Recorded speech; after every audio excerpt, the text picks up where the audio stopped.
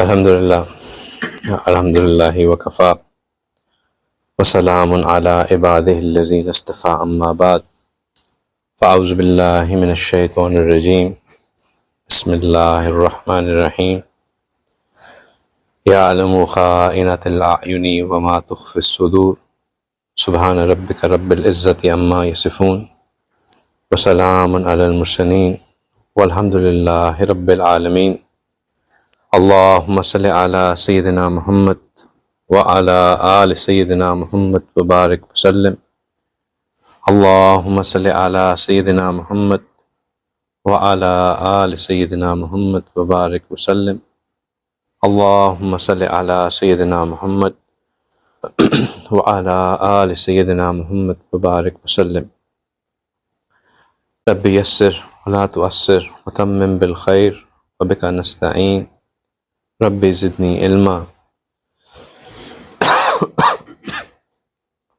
یا فتاح یا فتاح یا فتاح۔ الحمدللہ اللہ سبحانہ تعالیٰ کے فضل سے، اللہ کے کرم سے ایک بار پھر ہم اپنی ہفتہ وار مجلس میں شامل ہیں، حاضر ہیں۔ رجب کا مہینہ تیزی سے گزرتا جا رہا ہے، آخری شاید 10-12 دن بچ گئے۔ یہ مہینہ بہت قیمتی مہینوں میں سے ہے، یہ مہینہ تیاری کا مہینہ ہے۔ جو اس بات کا احساس رکھتا ہے کہ اس نے رمضان سے کچھ پانا ہے، وہ اس مہینے کو ضائع ہونے نہیں دے سکتا، اور جو سمجھتا ہے کہ وہ غنی ہے ان تمام چیزوں سے، نعوذ باللہ، تو پھر تو جنوری ہے، فیبری آ گیا ہے، کوارٹر اینڈ کی تیاری کرنی چاہیے یا ایئر اینڈ کی تیاری کرنی چاہیے، یہ بھی ایک ڈرائیو ہوتی ہے۔ اس طرح ایک سیلز پرسن ایئر اینڈ کے ٹارگٹ کو میٹ کرنے کے لیے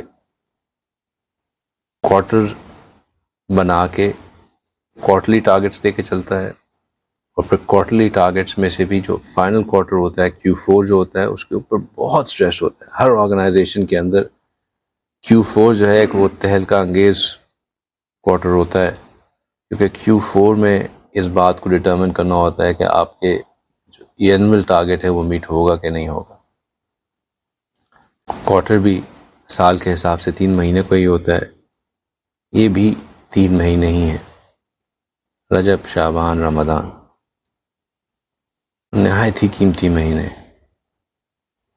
جس کو رمضان صحیح معنوں میں مل گیا، اس نے اپنی دنیا سنوار لی، عاقبت بچا لی۔ اس نے رمضان ضائع کر دیا، اس نے گولڈن اپرچونٹی ضائع کر دی، گولڈن اپرچونٹی، بلینک چیکس ضائع کر دی۔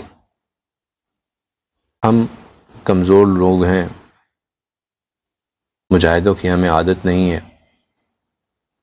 زیادہ محنتیں ہم کر نہیں سکتے، سال بھر اپنے آپ کو تقوی پہ اوپر رکھنا بہت مشکل کام ہے ہمارے لیے۔ سو ہمارے بہانے ہیں، سو ہماری ضروریات ہیں، لیکن اگر ہم یہ 2 مہینے محنت کر کے اللہ کو دکھا دیں کہ یا اللہ کوشش تو میں نے کی تھی، اللہ سبحانہ تعالیٰ ہم سے کوشش دیکھنا چاہتے ہیں۔ اللہ سبحانہ تعالیٰ نہیں دیکھنا چاہتے کہ ہم نے رزلٹ کیا اچیو کیا۔ رزلٹ اللہ کے ہاں ہوتا ہے، اور وہ اللہ جانتے ہیں کہ رزلٹ اچھا ہے یا بلا ہے۔ ہو سکتا ہے کہ جس رزلٹ کو ہم اچھا سمجھ رہے ہوں وہ اچھا نہ ہو، لیکن جو چیز یقینی ہے کہ جو محنت کرتا ہے اللہ کے لیے، مجاہدہ کرتا ہے، مشقت کرتا ہے، اس کو اجر ضرور ملتا ہے۔ والذین جاہدوا فینا، اور وہ جو کہ مجاہدہ کرتے ہیں ہمارے لیے، ہمارے راستے میں، لنہدینہم، ہم ضرور بالضرور، لازماً، لام تاکید نون سکیلہ دونوں شامل، لنہدینہم، ضرور بالضرور، ہے نا؟ لام تاکید یاد ہے کہ نہیں یاد؟ ہم ضرور بالضرور ان کو ہدایت دیتے ہیں سبلنا، اپنے راستوں میں سے. اور یہ وہ لوگ ہیں جو مجاہدہ کرتے ہیں، جن کو اللہ سبحانہ تعالیٰ نے کہا کہ یہ محسنین میں سے ہیں. کیونکہ اس کے بعد جو آگے بات کہی وہ کہا ان اللہ لمع المحسنین، یعنی کہ مجاہدے کا کرائٹیریا بھی بتا دیا کہ مجاہدہ جو کرنا ہے وہ احسان کے ساتھ کرنا ہے. کسی کو یہ سمجھے کہ یار میں تو بس جو الارم لگاتا ہوں سنوز ہو جاتا ہے پھر اٹھتا نہیں ہوں یا تھک جاتا ہوں. جب ہم اپنے لیے ایکسکیوز گھر لیتے ہیں، ایک ہوتا ہے جینوئن ہونا، اور وہ ہم خود کوئی اللہ کے ہاں احسان جو ہے وہ اس کو کوئی تھرڈ پارٹی ایویلیویٹ نہیں کرتی، اس کو ایویلیویٹ کرنے والا آپ کے اندر بیٹھا ہوا ہے. جو آڈیٹر ہے نا احسان کا، وہ یہاں ہے کہ یہ واقعی احسان کے ساتھ چیز کی گئی یا اس میں ڈنڈی ماری گئی. اس کا آڈیٹر جو ہے وہ یہاں ہے دل میں. اگر ہم واقعی اللہ کے لیے کوئی چیز محنت کرتے ہیں تو یہ ہم اسیس کر سکتے ہیں کہ میں نے اس کو have I done it to the best of my capability یا have I slacked، میں نے ڈنڈی مار لی. اور جب ہم اپنی بیسٹ آف احسان کا مطلب کیا ہے کہ ہم اس کو اس طرح کریں کہ اس سے زیادہ میں بہتر نہیں کر سکتا. احسان کا مطلب یہ نہیں ہے کہ احمد نے ایسے کیا تھا تو میں احمد سے اچھا کر لوں، وہ احسان نہیں ہے. You are not competing with any one else, the competition is with yourself. اپنی ذات سے کمپٹیشن، اپنی ذات سے یہ ڈیسائیڈ کرنا ہے کہ میں کیا can I push myself further, can I do it better than this. اور اس کا جواب جیسے میں نے کہا نا کوئی باہر سے نہیں دے سکتا، وہ ہم خود دے سکتے ہیں. یہی وجہ ہے کہ ہمارے بڑے کہتے ہیں کہ آرام جو ہے وہ قبر میں ہے. یہ دنیا محنت کی جگہ ہے، مجاہدے کی جگہ ہے. بڑوں کی صحبت میں آپ رہیں، آپ کو نظر آتا ہے کہ آپ کہتے ہیں کہ یار بس کر دیں، آپ کی بس ہو چکی ہوتی ہے، لیکن وہ لگتا ہے کہ بالکل آج تو آپ یقین ہوتا ہے کہ بھئی اب تو ان کی ہمت جو ہے نا اتنے صبح سے لگے ہوئے ہیں، اب نہیں کریں گے.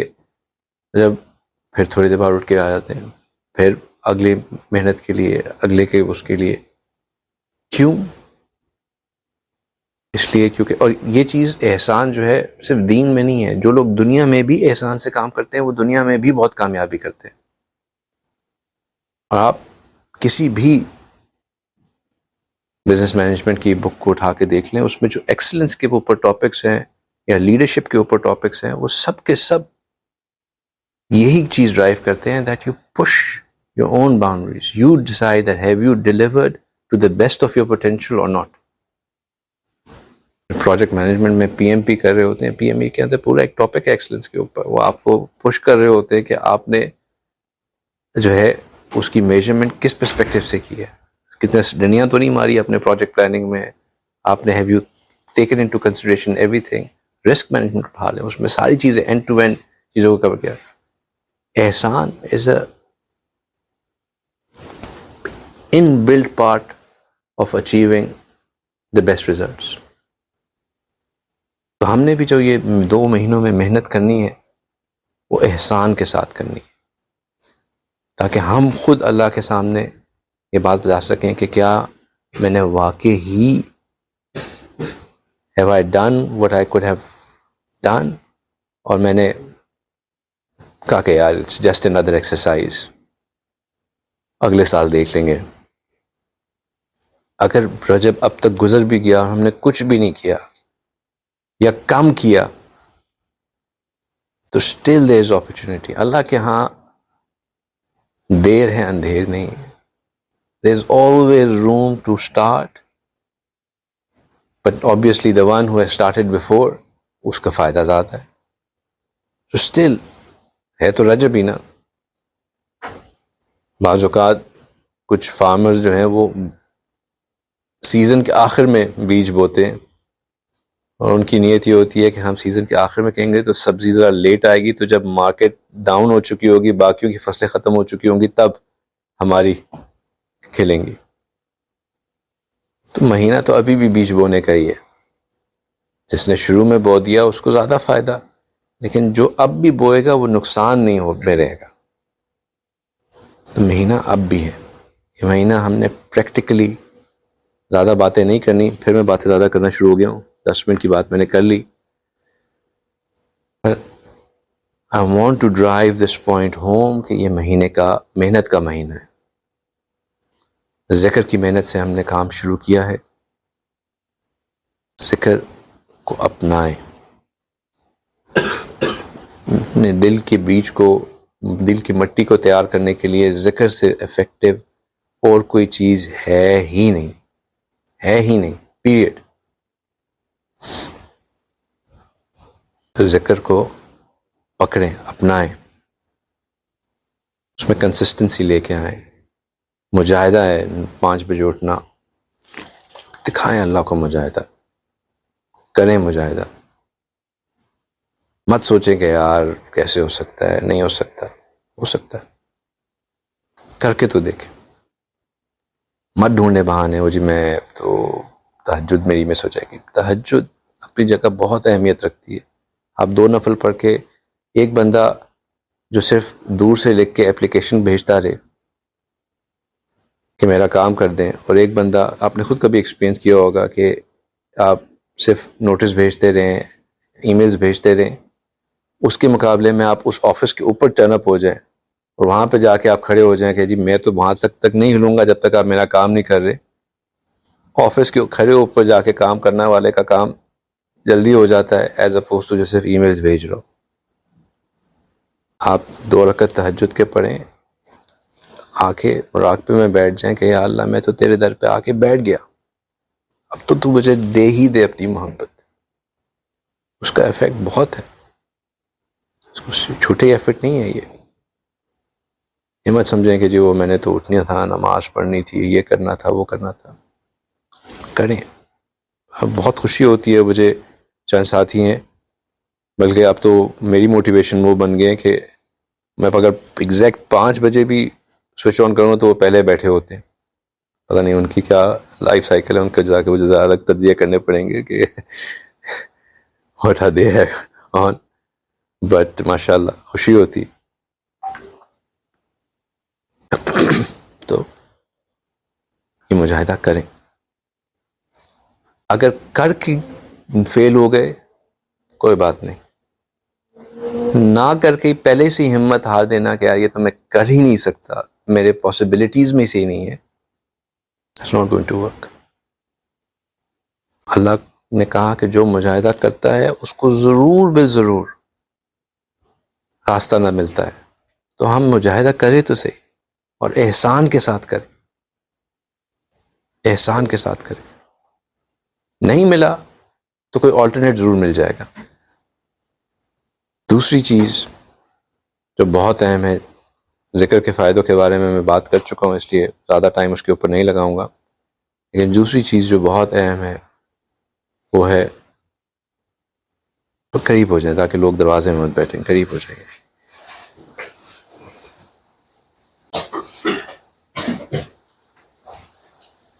دوسری چیز جو بہت اہم ہے وہ ہے نظروں کو قابو میں رکھنا۔ نظروں کو قابو میں رکھنا یہ اللہ سبحانہ تعالیٰ کے ان حکموں میں سے ہے، یہ اللہ سبحانہ تعالیٰ کے ڈائریکٹ حکموں میں سے ہے۔ یہ وہ نہیں ہے کہ اس میں کوئی آپشنل چیز ہو، یا شاید ہم کہہ سکیں کہ مے بی یہ ہے یا نہیں ہے، یا شاید اللہ سبحانہ تعالیٰ نے کہا ہے یا نہیں کہا ہے، ایسا نہیں ہے۔ یہ اللہ سبحانہ تعالیٰ نے کہا ہی کہا ہے، یہ حکم ہے اللہ سبحانہ تعالیٰ کا کہ یہ کرنا ہی کرنا ہے، اور مومنین کے نام لگا کے اس کے ساتھ اللہ سبحانہ تعالیٰ نے حکم دیا ہے کہ یہ اس کو ایسے کرو. تو یہ چھوٹی چیز نہیں ہے، ایک بہت اہم چیز ہے، بہت اہم چیز. اپنی نظروں کو قابو میں لے کے آنا، اپنی نظروں کو قابو میں رکھنا. قل للمؤمنین یغضوا من ابصارہم، قل للمؤمنین یغضوا من ابصارہم.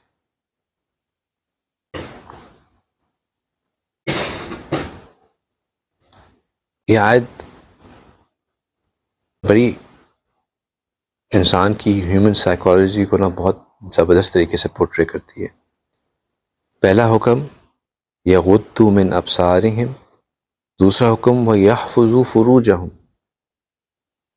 بندہ حیران ہوتا ہے کہ ایک طرف آنکھوں کے نیچے کرنے کا حکم اور دوسری طرف شرمگاہ کی حفاظت کا حکم، اپنے فروج کی حفاظت کا حکم. یہ کیوں؟ آخر دو ڈیفرنٹ چیزیں ہیں، ان کو کیوں لنک؟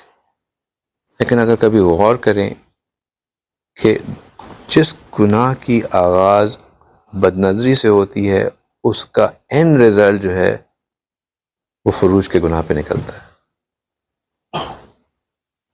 چاہے وہ اکیلے کے فروج کے گناہ پہ نکلے یا کسی اور کے ساتھ نکلے. لیکن وہ گناہ کا جو آغاز ہے وہ ہوتا بد نظری سے ہی ہے. بد نظری سے ایک خیال دل میں جنم لیتا ہے، وہ خیال پھر بڑھتا ہے بڑھتا ہے بڑھتا ہے، اینڈ جو اس کا ایونچل رزلٹ ہے وہ فروج کے گناہ پہ نکلتا ہے. اللہ سبحانہ تعالیٰ نے کہا کہ اگر تم نے اپنے آپ کو اس گناہ سے جو کہ ایمان کو جیپرڈائز کر دیتا ہے، جو بندہ زنا کر رہا ہوتا ہے وہ اس وقت ایمان کی حالت میں ہی نہیں ہوتا، اس کا ایمان اس سے دور ہو چکا ہوتا ہے. اگر اس کنڈیشن سے اپنے آپ کو بچانا ہے تو یہ مت سوچو کہ میں یہ کر لوں یہ کر لوں. اس کو ٹریٹ کرنا ہے تو جا کے اپنی نظروں کی حفاظت سے کرو، اور نظروں کی حفاظت نظروں کو نیچے کرنے میں. یغضوا ابصارہم من ابصارہم.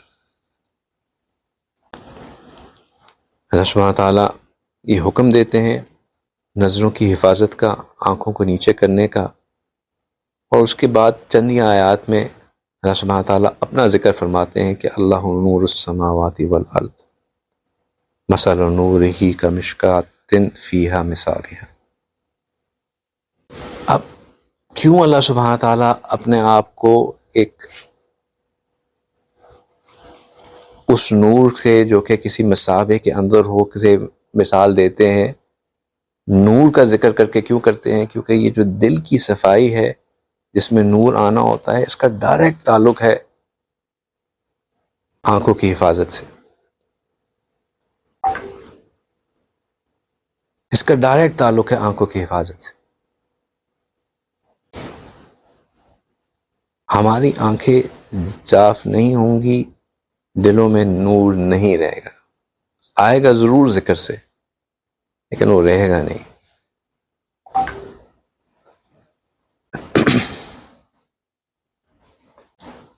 اصل میں یہ جو بد نظری ہے اس کا اتنا زیادہ اسٹرانگ جو ریپلشن ہے، اس کی وجہ کیا ہے؟ پہلے تو سمجھتے ہیں کہ ریپلشن ہے کیا. سماعت کچھ احادیث ہیں. ایک حدیث مبارکہ میں آتے ہیں کہ وہ مسلمان جو غلطی سے کسی عورت کی طرف دیکھتا ہے اور پھر اس پہ دیکھتے رہنے کے بجائے اپنی نظروں کو نیچے کر لیتا ہے، تو اللہ سبحانہ تعالیٰ اس کی عبادت میں اس کو وہ مٹھاس ادا کرتے ہیں جو کہ وہ باقاعدہ اپنے دل میں محسوس کر سکتا ہے. The sweetness of which can be clearly felt. ایک اور جگہ آیا کہ be very clear that Allah curses the person who looks at non-mahrams and exhibits himself or herself in front of them. یعنی کہ اللہ کی لعنت ہے اس شخص پہ جو کہ نامحرموں کو دیکھے یا اپنے آپ کو ان کے سامنے پیش کرے. ایک اور جگہ آیا کہ اپنی نظروں کو نیچے کرو اور اپنے عزت کی حفاظت کرو، ورنہ اللہ سبحانہ تعالیٰ تمہارے چہروں کو سیاہ کر دیں گے۔ پھر ایک اور حدیث مبارکہ میں آتا ہے کہ 3 آنکھیں ہیں جو کبھی جہنم کو دیکھیں گی ہی نہیں۔ ایک وہ جو کہ دشمن پہ طاق رکھنے میں مصروف رہتی ہیں، یعنی کہ اللہ کی راہ میں دشمن پہ طاق رکھنے میں مصروف رہتی ہیں۔ وہ آنکھ جو کہ اللہ کے یاد میں یا اللہ کے خوف سے یا اللہ کی محبت سے روتی ہے۔ اور تیسری وہ آنکھ جو کہ اس چیز سے محفوظ رہتی ہے جس کو اللہ نے دیکھنے سے منع فرمایا ہے۔ ایک اور حدیث میں فرمایا کہ خواہشات اور گناہ یہ دل کو ہلاتے ہیں، اور شیطان کو بہت امید ہوتی ہے آنکھوں سے کہ وہ نامحرم کو دیکھے۔ تو یہ اتنی ایمفسس کیوں آنکھوں کے اوپر، اور اتنے زیادہ ہائی انٹینسٹی ریوارڈ اور ہائی انٹینسٹی پنشمنٹ کیوں اس سے ریلیٹڈ؟ اس کا وجہ جو ہے وہ اللہ کی غیرت سے ہے۔ یہ جو آیت مبارکہ ہے کہ یعلم خائنۃ الاعین وما تخفی الصدور، کہ اللہ سبحانہ تعالیٰ جانتے ہیں کہ تمہاری آنکھیں کیا خیانت کرتی ہیں اور تمہاری سینوں میں کیا ہے، تم کو کیا چھپائے ہوئے ہو۔ وہ اس چیز کی نشانی کرتے ہیں کہ کوئی اور یہ جانے یا نہ جانے۔ 2 بندے چلتے ہوئے جا رہے ہیں، آپ کو نہیں پتا کہ میری نظروں نے کس چیز پہ کیا دیکھا کیا نہیں دیکھا، مجھے نہیں پتا کہ آپ کی نظر نے کیا دیکھا کیا نہیں دیکھا، آپ کو نہیں پتا کہ میں نے اس چیز کو دیکھ کے کیا کیا، میرے دل میں کیا خیال پیدا ہوا، اور مجھے نہیں پتا کہ آپ نے کسی چیز کو دیکھ کے آپ کے دل میں کیا خیال پیدا ہوا۔ یہ صرف اللہ ہی جانتے ہیں، یہ صرف اللہ ہی جانتے ہیں۔ میں جانتا ہوں اور اللہ جانتے ہیں، اور کیونکہ اللہ جانتے ہیں اور اللہ بہت غیور ہیں، اللہ اس بات کو پسند ہی نہیں کرتے کہ وہ شخص جو میرے سے محبت کے دعوے کرتا ہے، جو میری محبت میں مجھے ڈھونڈنے بیٹھتا ہے اور اپنے آپ کو یہ بھاشن دیکھتا ہے کہ یا اللہ میں تو آ کے بیٹھ گیا، اب مجھے اپنی محبت دے دے۔ ایسے میں بھی تھوڑی دیر پہلے کہہ رہا تھا کہ جب اس کو کوئی غیر ملے تو پھر وہ فوراً اس کی طرف اٹریکٹ ہو جائے، انسٹنٹلی سوے ہو جائے اس کی طرف۔ یہ اللہ سبحانہ تعالیٰ، ایک دفعہ ایک صحابی آئے، انہوں نے کہا کہ یا رسول اللہ، اگر میں اپنی بیگم کو کسی اور کے ساتھ دیکھوں تو یہ کیسے ہو سکتا ہے کہ میں اس وقت اپنی تلوار نہ نکالوں اور اس کو مار دوں؟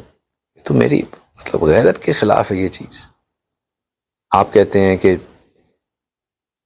پہلے 4 گواہ آئیں، پھر 4 گواہوں کے بعد جو ہے وہ، میں اب اپنی طرف سے ایڈ کر رہا ہوں کہ ان کا مفہوم کیا تھا، کہ پھر جو ہے وہ قاضی سوال کرے اور یہ بات پروو ہو، اور اس کے بعد جو ہے وہ حد زنا اس کے اوپر لگے۔ یہ تو بہت بات کی بات ہے۔ میں نے دیکھا ہے، مجھے پتا ہے کیا ہو رہا ہے، میری غیرت ہی نہیں برداشت کرتی کہ میں اس کو رہنے دوں۔ رسول اللہ صلی اللہ علیہ وسلم نے فرمایا کہ میں تم سے زیادہ غیور ہوں اور اللہ مجھ سے زیادہ غیور ہے۔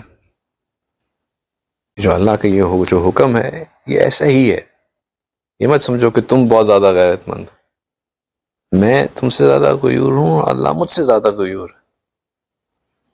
تو اللہ بہت غیور ہے، اور اللہ کی غیرت اس چیز کو برداشت نہیں کرتی کہ محبت کے دعوے کریں اور پھر ہم ایسی بد نظریاں کریں۔ یہی وجہ ہے کہ پھر جب بد نظری کی جاتی ہے تو بعد میں سے اثر ختم ہو جاتا ہے۔ یہ بد نظری میں ایک جو کنفیوژن آتی ہے وہ تو یہ ہے کہ جی ہم آفس میں کام کرتے ہیں، آفس میں ہمارے لوگ ہیں، اب ہم کس طرح جو ہے وہ اس کو اوائڈ کریں۔ دیکھیں ہے تو وہ بد نظری، اوائڈ کر سکیں تو بہت اچھی بات ہے، لیکن آج کل کے دور میں جس میں ہم ہیں اور جو ہمارے چیلنجز ہیں جہاں پہ ہم کام کرتے ہیں، وہاں پہ اس کا ایک اصول و ضابطہ ہے کہ جب اگر تو آپ اپنے ساتھ کام کرنے والوں پہ ان کو بالکل ویسے ہی دیکھتے ہیں، یا جب بات کر رہے ہوں، یعنی کہ چلتے پھرتے ویسے دیکھتے رہیں، جب آپ نے ان کے ساتھ میٹ کرنا ہے، آپ کی میٹنگ ہے، آپ کی کوئی انٹریکشن ہے، تو آپ اپنے آپ کو بالکل ویسے ہی رکھیں جیسے کہ آپ اپنے میل کولیگ کے ساتھ انٹریکٹ کرتے ہوئے رکھتے ہیں. یعنی کہ یہ وہی والی بات کہ اس کا بھی جو چیک ہے نا وہ کوئی دوسرا نہیں کر سکتا، وہ آپ کا اپنا دل ہے. بس اگر میں کروڈلی پٹ کروں اس کو، تو آپ ڈیسائیڈ کریں کہ میں نے کب وہ لائن کراس کی جہاں میں نے اب اس کو ایز اے کام کے بجائے میں اب اس کے اوپر غور کرنا شروع کر دیا. اور یہ ہر مرد کو یہ بات پتہ ہوتی ہے کہ وہ لائن کب کراس کر، جہاں وہ آپ نے وہ لائن کراس کی، آپ سمجھ لیں کہ آپ نے لائن کراس کر دی. ہاں اوائڈ کریں جہاں تک کر سکتے ہیں، لیکن یہ بھی نہیں ہے کہ آپ بالکل جو ہے وہ اس بات کو ایک فتنہ بنا لیں. اپنے آپ کو چیک اینڈ بیلنس میں رکھیں، اس کو ویسے ہی ٹریٹ کریں جیسے آپ اپنے میل کولیگ کے ساتھ ٹریٹ کریں، اسی طرح اس کے ساتھ انٹریکٹ کریں جیسے اس کے ساتھ کریں. امید رکھتا ہوں کہ آپ میں سے کوئی بھی اپنے میل کولیگ کے ساتھ کرتے ہوئے اس کو چیک آؤٹ نہیں کرے گا. تو پھر جب آپ اپنی فیمیل کولیگ کے ساتھ کر رہے ہیں تو اس کو بھی نہ کریں. جو سب سے بڑا مسئلہ ہے نا وہ یہ چھوٹے چھوٹے ایشو، خیر ایشو تو ہے، تو یہ بھی ایشو، لیکن جو بڑا مسئلہ ہے وہ یہاں پہ نہیں ہے. وہ بڑا مسئلہ وہ ہے جو کہ ہم بد نظری اپنی خلوت میں کرتے ہیں، تنہائی میں کرتے ہیں، جب کوئی اور دیکھ نہیں رہا ہوتا، جب ہم ہوتے ہیں اور ہماری اسکرین ہوتی ہے، اور جہاں پہ 99.99% آف دا ٹائم یہ جو حکم ہے یہ بالکل ایسے ہی جو ہے صادر ہوتا ہے جیسے کہ اس کا ذکر کیا گیا ہے کہ بات شروع آنکھوں سے ہوتی ہے اور ختم فروج پہ ہوتی ہے. یہ جو خلوت کے گناہ ہیں، یہ جو خلوت کی بد نظری ہے، یہ نہایت ہی ڈسٹرکٹیو. دو باتیں بتا کے انشاءاللہ ان سے بات سمجھ میں آ جائے گی. ایک حدیث مبارکہ ہے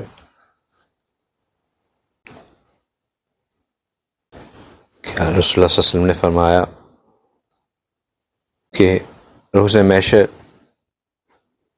رسول اللہ علیہ وسلم نے فرمایا کہ میں یقیناً ایسے لوگوں کو اپنی امت میں سے جانتا ہوں جو کہ روز محشر تہامہ کے پہاڑ کے مطابق کے برابر نیک اعمال لے کے آئیں گے، لیکن اللہ ان نیک اعمال کو روئی کے برابر، اسکیٹرڈ ڈسٹ کے برابر بنا دیں گے. تو صحابہ اکرام نے رسول اللہ صلی اللہ علیہ وسلم سے پوچھا کہ یا رسول اللہ یہ وہ کون لوگ ہوں گے تاکہ ہمیں بھی پتہ چلے کہ ان میں کیا ایسا وجہ تھی جو کہ ان کے ساتھ ایسا ہوگا کہ اتنے زیادہ اعمال لے کے آئے اور وہ بالکل دھلی ہوئی اون کی طرح بن گئے، تاکہ ہم ان جیسے نہ بن جائیں. تو آپ صلی اللہ علیہ وسلم نے فرمایا کہ یہ تمہارے وہ بھائی ہیں جو کہ تم میں سے ہوں گے، تم جیسے ہوں گے، اور راتوں کو اٹھ کے عبادت کرنے والے ہوں گے، روزے رکھنے والے ہوں گے، باجماعت نمازیں پڑھنے والے ہوں گے، خیر خواہی کرنے والے ہوں گے، ہر چیز جو اچھی کوالٹیز ایک مومن کے اندر ہونی چاہیے ان میں ہوں گی.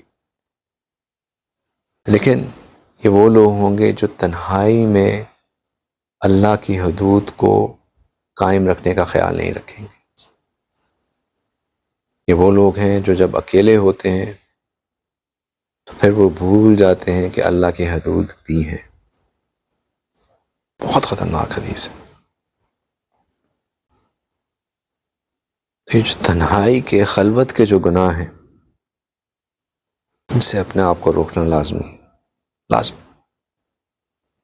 چاہے اس کے لیے ہمیں رات کو اپنے فون جو ہیں وہ دراز میں لاک کر کے،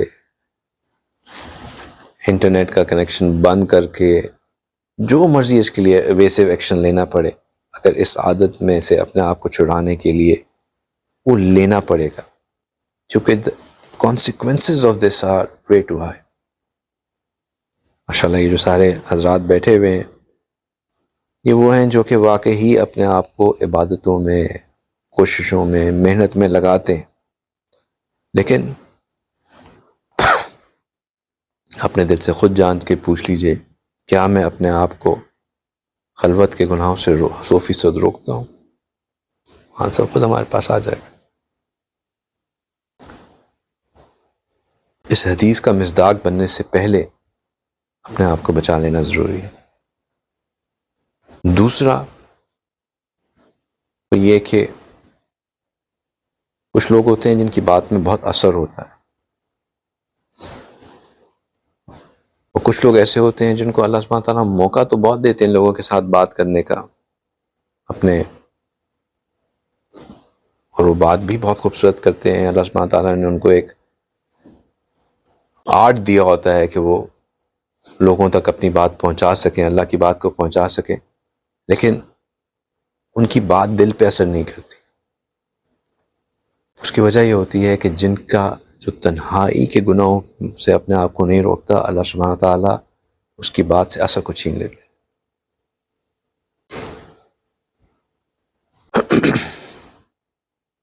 تو ہم نے یہ جو ایک پریکٹس شروع کی ہے، پتہ نہیں کتنوں نے کی ہے، کتنے فیل ہو رہے ہیں، کہ نو انٹرنیٹ پالیسی والی، اس کے پیچھے مقصد اسی ایک گناہ کو روکنا ہے۔ لیکن آفس میں کام کرنے کو آپ نہیں روک سکتے انلیس کہ آپ سب فیصلہ کریں کہ بس میں اب کھیت میں جا کے کھیتی باڑی کروں گا، ورنہ آج کوئی بھی کام اٹھا لے جائیں، کسی بھی اس میں چلے جائیں، شہر میں رہ کے کام کرنا ہے تو جس ماحول میں ہم ہیں، جس اس میں ہیں، وہاں پہ اپوزٹ جینڈر انٹریکشن ہے ہی ہے۔ اس کو کرنے کے بعد ہم اللہ سے آ کے معافی مانگ سکتے ہیں، رو سکتے ہیں، وہ ایک اس وقت کی ظلمت ہے جو ہمارے ارد گرد ہے، اس کو ہم اپنے اینڈ پہ کنٹرول نہیں کر سکتے آن آر اون۔ اس میں جو میں نے جیسے آپ کو باتیں بتائیں کہ جو ہم چیکس اینڈ میجرز لے سکتے ہیں وہ ہم کر سکتے ہیں، لیکن اس کو ہم 100% نگیٹ نہیں کر سکتے۔ لیکن جو ہمارے اور ہمارے فون کا یا ہماری ڈیوائسز کا تعلق ہے، اس میں کوئی تیسرا شامل نہیں ہے، یہ صرف اور صرف ہمارے کنٹرول میں۔ پھر اسی بات پہ جاؤں گا کہ جو چیز ہم مجاہدہ کر سکتے ہیں، جو ہم اللہ کو دکھا سکتے ہیں کہ یا اللہ میں نے کوشش تو کی، وہ تو ہم کر کے دکھائیں۔ یا اللہ جو میں نہیں کر سکتا تھا اس میں میں نے آپ کی مدد مانگی، جو میں کر سکتا تھا وہ میں نے کی اور احسان سے کی، یا اللہ اس کو قبول فرما لیجیے، اسی کے بدلے مجھے عطا فرما دیجیے۔ تو اس بات کو، اس کی اہمیت کو سمجھیں اور اس پہ محنت کرنا شروع کریں، ورنہ نور زائل ہوتا رہے گا۔ جتنا بھی ذکر کر لیں اس ذکر کا نور قائم نہیں رہے گا، دل کے سوراخ چھید نہیں پورے ہوں گے، مسئلہ ایسا ہی چلتا رہے گا۔ یہ ضروری ہے۔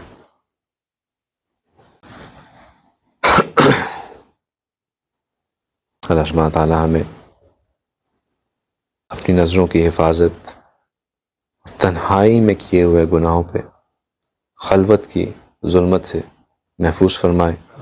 وآخر دعوانا ان الحمد للہ رب العالمین۔ کچھ دیکھ لیے ذکر کر لیتے ہیں، درود شریف پڑھ لیجئے۔ اللہم صلی علی سیدنا محمد وعلی آل سیدنا محمد وبارک وسلم۔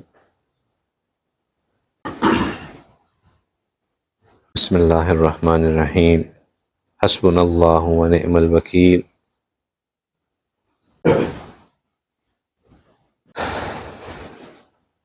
اللہم صلی علی سیدنا محمد وعلی آل سیدنا محمد وبارک وسلم۔ بسم اللہ الرحمن الرحیم۔